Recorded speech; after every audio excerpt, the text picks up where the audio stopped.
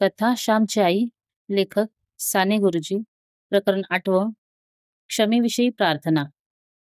आमच्या घरी अशी पद्धत होती की रोज दुपारच्या जेवणाच्या वेळी प्रत्येकानं एक तरी श्लोक म्हणायचा, नाहीतर वडील रागावत.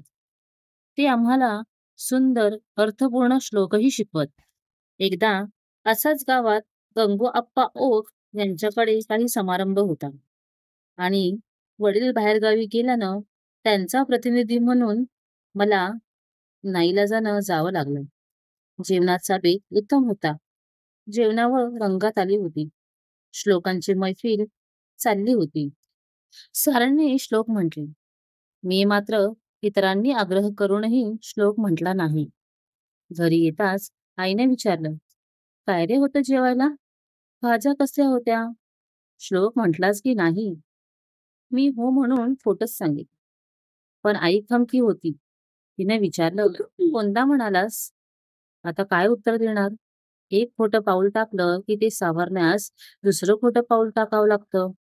मी दडपून सांगितलं, नेत्री दोन हिरे प्रकाश पसरे. कारण हा श्लोक वडिलांचा आवडता होता.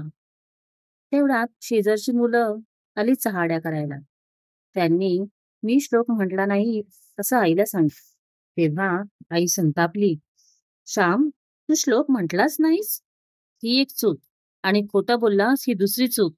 आधी देवाच्या पाया पड व असं पुन्हा पुन्हा करणार नाही असं म्हण. पण मी जागचा हल्लो नाही. वाटलं आई वडिलांना सांगणार नाही, पण आईनं सारं काही त्यांना सांगितलं. तेव्हा मात्र ते भयंकर चिडले. त्यांनी मला भिंतीजवळ उभं केले. ओरडले, खोटं का बोललास? 100दा तुला सांगितलं आहे की खोटं बोलू नये म्हणून.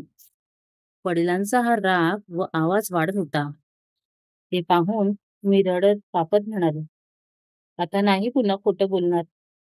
आणि त्यांनी मारू नये म्हणून आईजवळ गेलो व तिच्या पायावर डोकं ठेवून म्हणालो, आई, मी चुकलो, मला क्षमा कर.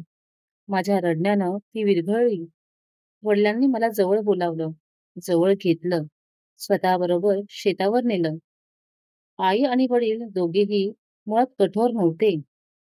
कधी ते प्रेमानं थोपटत, तर कधी कठोर शब्दांना झोपटत.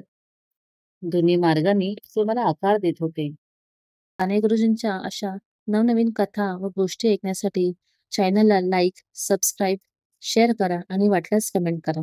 धन्यवाद.